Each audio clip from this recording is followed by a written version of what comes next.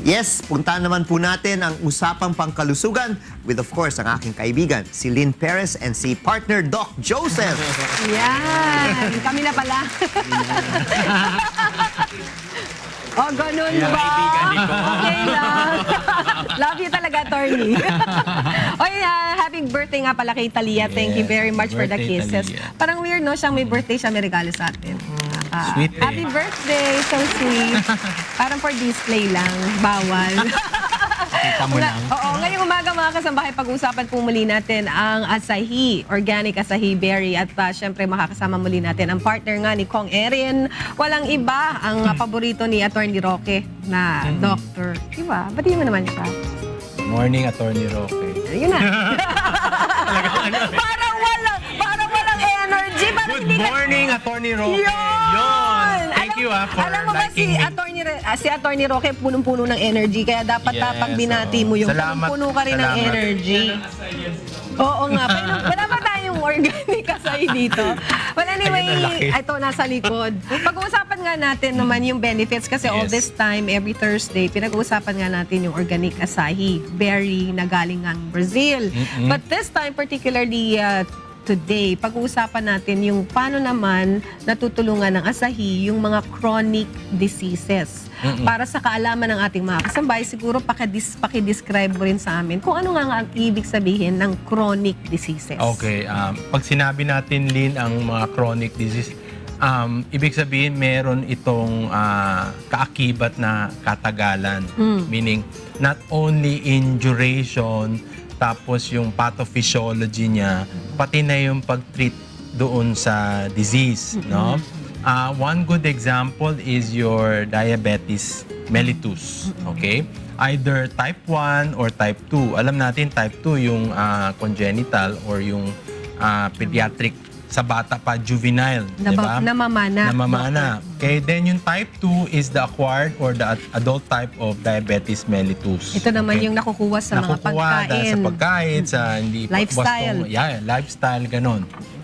So these are one example ng chronic disease na matagal mong imamanage, ititreat, kasi pabalik-balik. Kasi what happened, kasi maaring sa pathophysiology, pag sinasabi natin pathophysiology, yung cells niya nagkaroon ng damage, so nasira siya. Some way or another along yung growth development ng tao. Okay. So paano nating ma-prevent yan is to make the cells healthy. Since birth, di ba? Kaya nakita mo pag infant ka, pag pinanganak ang bata, di ba? Oo, ang ganda-ganda ng kulay mo, yung skin mo, ang ganda-ganda, ang cute-cute mo nung bata di ba? ka. Kaya ano. Pero Tapos, habang tumatanda ka, parang wag na masabi natin naaagnas. nakakaigdad. Parang Nakakaedad, hindi naman no? naaagnas, sobra naman yun, Oo. Doc. Kasi siguro parang ano lang, Parang medyo nagwi-wither. nagmamature. Oo, parang nagmamature. Nagre-wrinkle. Degenerate. Okay. So, maliban doon, meron tayong mga diseases na yung immunocompromised, yung mga immunosuppressive na diseases like yung mga SLE natin, mga lupus, yung mga diseases na medyo kaakibat yung immune system natin, no? So, dapat nating tandaan na anong dapat nating gawin dito sa mga sakit na to, mga kondisyon natin. Even hypertension could be considered a chronic disease. Oh, kasi yun nga dapat nating ba't binibigyan ka na ng monotherapy, dual therapy, ba't hindi pa nagbabalanse ang high blood mo? Okay? Then your obesity could later be a chronic condition with your weight, no?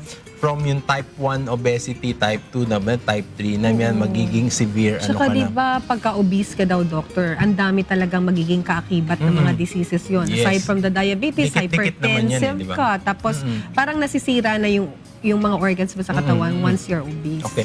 Ang dapat nating tandaan lang, Line, is para sa ating mga kababayan na nanonood sa atin is, ang lahat ng system natin is close sa katawan. Yeah. So pag close siya, ibig sabihin konektado siya. Okay? So pag maganda ang blood perfusion mo, maganda ang carrying capacity mo. So either blood circulation, perfusion, yung respiratory system mo, maganda oxygenation. Pag nag-connect siya, when it goes to the circulatory system, wherein yung heart mo is the main functional organ for yung workload, yung pumping, maganda ang trabaho ng puso mo. Hindi siya nag-overwork or nag-underwork. So, ganun. So, ang backflow ng dugo natin mula yung sa vein saka sa artery natin na sinasabi, mga ugat, smooth siya. Oo. Wala So, siyang ganun mga lang, declogging na Yes, oo. nararamdaman. Yun lang naman ang proseso natin eh. Oo. So paano natin maaayos yun? Ma-achieve. Tapos on top of that, andun yung mga cells natin. Paano natin mapapabuti, mapapanormalize at pwede silang mag-regenerate into something na normal pa rin sila. Diba yan ang kinakatakutan natin, Lynn? Ang normal cells natin, pag nahaluan ng mga free radicals o mga elements, mga toxins, can change into something else. Yeah. That is what happened, di ba? Yeah. Normal to abnormal cells. Abnormal. And these abnormal cells can eventually lead into being cancer cells. Yes, oo. Ano mga risk factor mo? Ang dami, di ba? That's right. Smoking, Oo. alcoholic, tapos food and Unhealthy lifestyle, unhealthy obesity. lifestyle, processed food, Oo. lahat. Tapos pati ikaw, hindi ka na well, di ba? You don't go for exercise and whatever. So lahat yan ng risk factor. Para yung arrow natin from the direction of a normal, maging normal, abnormal. Correct. Oo. So yun ang dapat nating iwasan. So in order to do that, dapat you have to be healthy and you have to have the element. Kailangan andun ang elemento mo na napapabuti sa ating katawan. So ano yung itong mga katawan? Siguro yung produkto natin na sinasabi, yung organic, yung acai, has all the elements na minsan nakukulangan na tayo. Diba? Na-discuss natin from time na andun yung anthocyanin, theobromide, phytochemicals, phytosterols, di So ba? supposed Yung to be mga lahat oils. ng mga sinabi mo na yon, meron supposed to be tayo sa katawan natin. Yes, oo. Kaya lang dahil nga sa kakulangan natin sa pagkain, unhealthy lifestyle, nababawasan or Nababawasan. even nawawala. Oo. So Nawawala ito ang din. nagsusupplement. So susupplementan. Kaya doon na term natin, Lynn, yung supplemental intake of vitamins or di ba? Bakit supplement? Kung ano ang kulang, Yun ang idadagdag. yun ang idadagdag. Kung ano ang meron, wag nang idagdag kasi kaya na ng katawan. Kasi ini-excrete ng body yan. That Pagka is- sobra. Pag sobra. Hindi Okay. alam ng ating mga kababayan. So we have to educate them. So kailangan balance yan eh. That's why yung term na homeostasis, di ba naririnig mo yun? Opo, Oo, you opo. know. And equilibrium, that happens.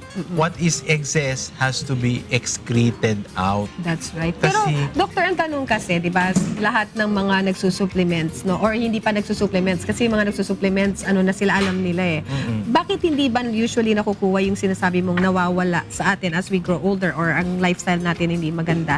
Hindi na ba siya pwedeng basta makuha sa mga nutrients na mga kinakain natin? Like kung mahilig ka sa vegetables, ganyan, makukuha mo ba yung enough na sinasabi mo na supposed to be meron ka para maging maayos yung pag-ikot ng oxygen level sa katawan mo? Makukuha naman natin din, pero how does yung ating mga kababayan paano nila makukuha or alam ba nila Kung nakukuha nila ng nakukuha tama. nila ng tama, di ba? Oo, tsaka sinasabi nila minsan daw, Doc, dun sa portion na kailangan gumain ng ganyan Yes, kalaking oo. salad. Hindi mo naman kayang kumain ng ganun karami. Para lang ma-achieve yung supposed to be number ng mga nutrients sa katawan mo. So, Kasi hindi pag talaga achievable. iisipin mo, Lynn, hindi naman sa ating lahat ng mga kababayan natin is calorie conscious. Correct. Diba? Or binibilang natin yung calories. May nutrition knowledge na Value. o yung mga values, ito importante, ito hindi. Diba? Basta kung ano ang instinct natin, nagugutom tayo, kakain tayo. Ayun. So at that point kasi minsan hindi ka napipili kung ano eh. So meron naman mga vegetables natin na makukuha natin o mga pagkain. Basta organic. Opo. The problem is minsan hindi na kasi organic eh. Nahahaluan na natin mga chemicals or mga processed food. So yung intake rin natin hindi ring wasto.